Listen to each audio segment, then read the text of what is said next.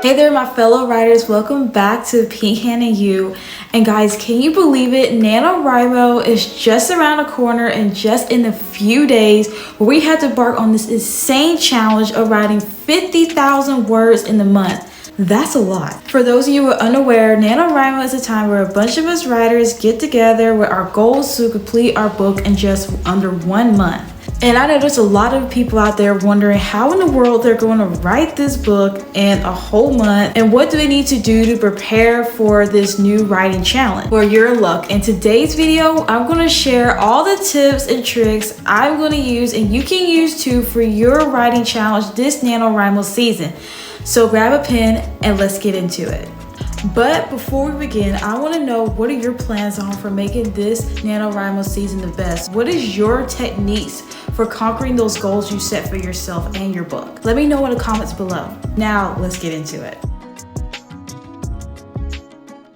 Now, the story I'm working on right now, it came to me as an idea during the pandemic. It was nothing I took too seriously. It was just a few things I wrote down here and there, but I decided this year I am actually going to sit down and take this book seriously. I am going to commit to reaching NaNoWrimo goals this year. One of the key aspects I plan to stay prepared for this NaNoWrimo season is being organized. I think organization will help you stay structured and on track with your story, so you won't be all over the place when writing day comes. I know people have different ways to stay organized, but I like to use Google Docs for my personal organization to create folders for my ideas, scenes, characters, and outlines. This helps me keep everything in one place and easily accessible.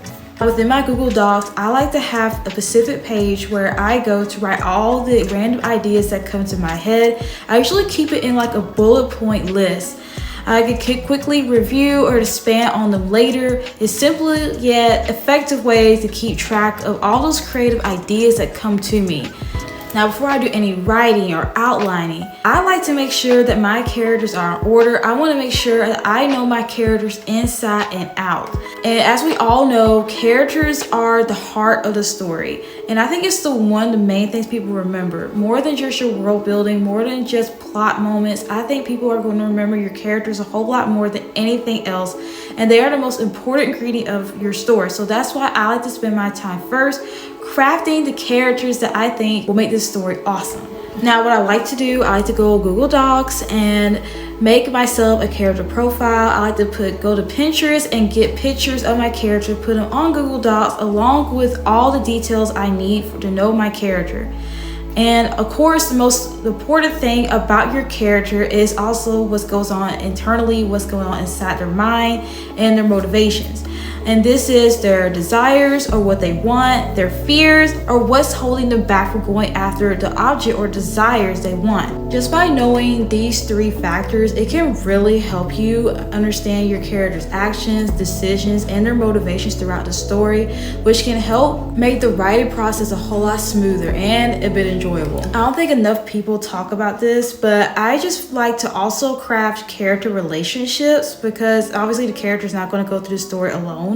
So I like to form a relationship between the characters and understand why they like each other, why they don't like each other, what are their thoughts and beliefs about the other, and so on. So I feel like developing character relationships among your other characters is very important as well. After my characters have been created and the relationships have been drafted between my characters, I like to sit down and craft my outline. Now, an outline to me is just a roadmap or a guide that can help you understand which direction you want to take your story. Because trust me, on NaNoWrimo day, you don't want to sit at your desk just staring off into the ceiling, just wondering what to write next. And so your outline can help you have an idea which direction next your story is going to go. Now, I know there are plotters and there are pantsers. I am in between. Now, sometimes I like to add a lot of detail to my plot, and sometimes I just want to just write whatever I can just to get the plot flowing. Now, pantsers, they briefly write their outlines, just get a few ideas down, while a plotter, they put a lot of detail into their outline, like every scene, every character thought, motivation, everything. But I don't think there's a right or wrong which type of plotter you are. I feel like as long as you have an outline that works best for you, that's all that matters. Now when outlining, I like to follow the 3-act story structure. Now of course, act 1 is just a setup or an introduction of the story. And it's basically the part where the characters are being pushed out of their normal world. And then you go into act 2 is when the character goes on their journey, either emotional or just obstacle journey, where they face a lot of trials throughout their course of getting what they desire.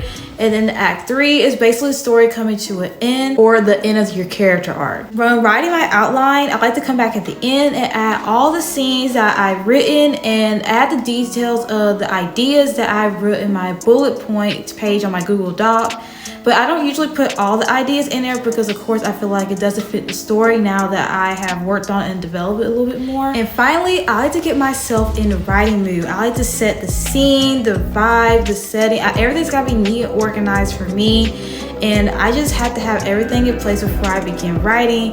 And whether it's lighting a cozy candle, playing some ambient music, or sipping on a warm cup of coffee makes a whole difference in my productivity. And I like to keep all distractions away from me. I like to put my phone away, silence all my notifications, just so I can stay focused. Okay guys, that is it. That's how I prepare for NaNoWrimo. I hope that these tips were helpful for you. And don't forget to comment below and tell me how you plan to prepare for NaNoWrimo season. If you enjoyed this video today, don't forget to give it a thumbs up. And if you haven't already, hit that subscribe button for more videos like this. And I wish you all luck on your NaNoWrimo journey. Until next time, bye.